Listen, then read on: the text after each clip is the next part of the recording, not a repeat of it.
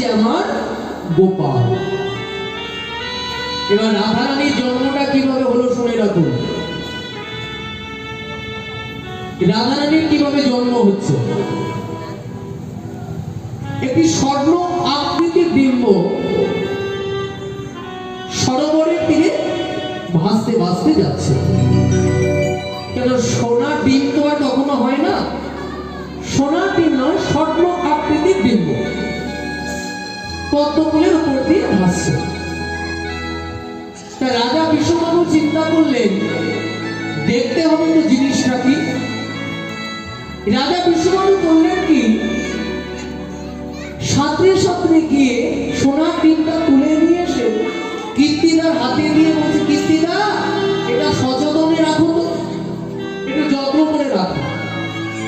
কীর্তিদার হাতে যেই মাত্র সোনার ডিমটা, স্বর্ণ আকৃতির ডিমটা যেই মাত্র দিতে গেল, স্বর্ণ আকৃতির ডিমটা হাত থেকে, কীর্তিদার হাত থেকে মাটিতে যেই মাত্র পড়ে গেল, তার মধ্যে কি দেখতে পেল, পত্রগন্ধা অন্ধ নয়না,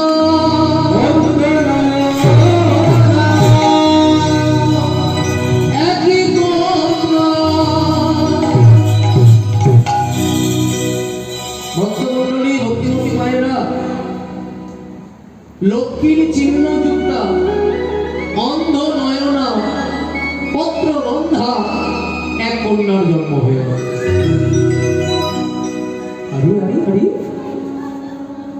মেয়েটাকে কি অপরূপ দেখতে গো, কিন্তু চোখ দুটো তার অন্ধ। ও কীর্তিদা, কীর্তিদা মেয়েটাকে দেখতে তো সুন্দর, চোখ দুটো অন্ধ। ও কীর্তিদা,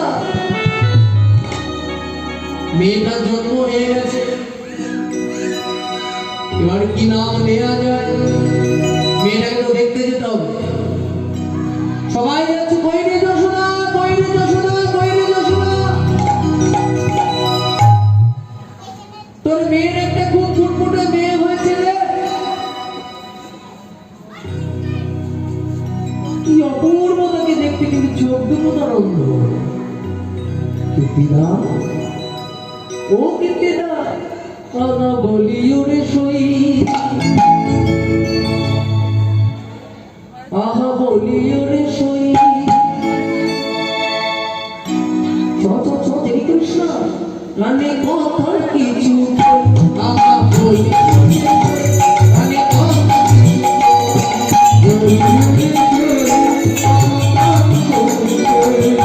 বলিও রে সই, কানে কথা কিছু কই,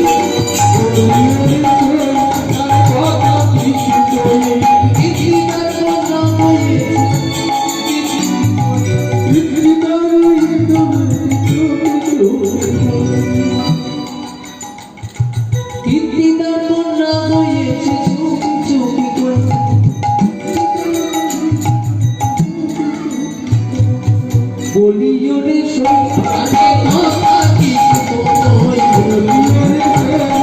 কথা কিছু কই, বলিও রে সই, কানে কথা কিছু কই, বলিও রে সই, কানে কথা কিছু কই।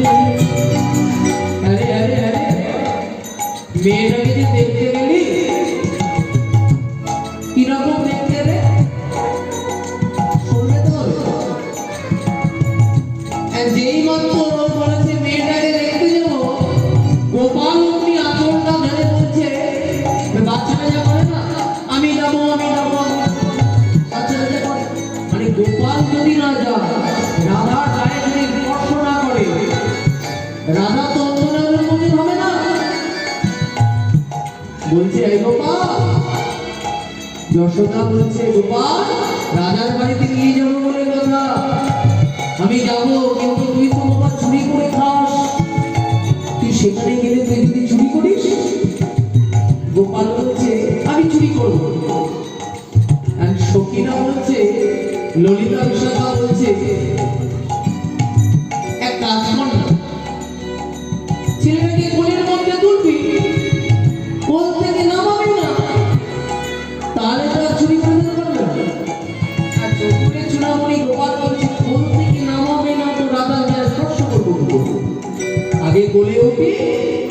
তারপর কি করবে সবাই মিলে যাচ্ছে কই রে যশোদা কই রে যশোদা কই রে যশোদা ছেলে গালি বলতে আমি যাবো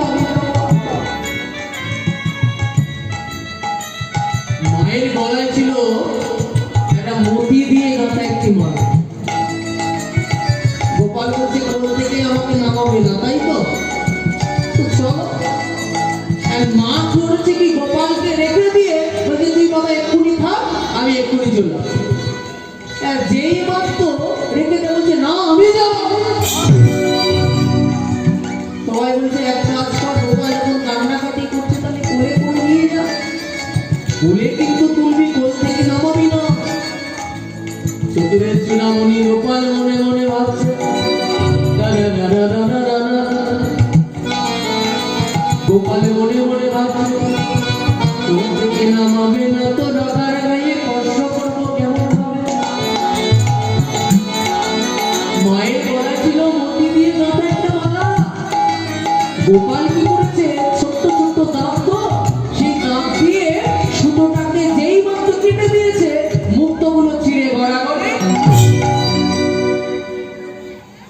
গোমা একটু আগে বলছিলে তো নামাবে না মা যখন গোপালকে কোল থেকে নামিয়ে দিয়ে মুক্তগুলো ঘুরোচ্ছে তখন কি করছে গুটি গুটি গুটি গুটি গুটি গুটি চলে গোপাল নাচি কারণে গুটি চলে গোপাল নাচি কারণে গুটি চলে গোপাল নাচি কারণে গুটি চলে গোপাল নাচি কারণে আরে আরে আরে আরে আরে আরে দেখিয়া নাচি কারণে আরে আরে দেখিয়া নাচি কারণে আরে আরে দেখিয়া রাধি কারণে আরে আরে দেখিয়া রাধি কারণে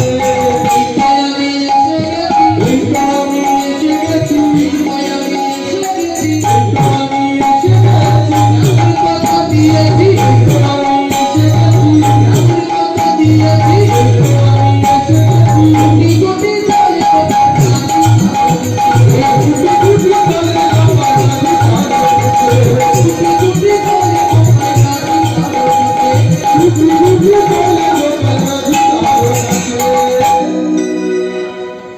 অন্য নয়ন হইল উন্মোচন প্রথমে নয়নে নয়নে পড়িল গোবিন্দের চরণে সেই দিন হতে হে গোবিন্দ তুমি আমার বলে না গোবিন্দ চরণেরা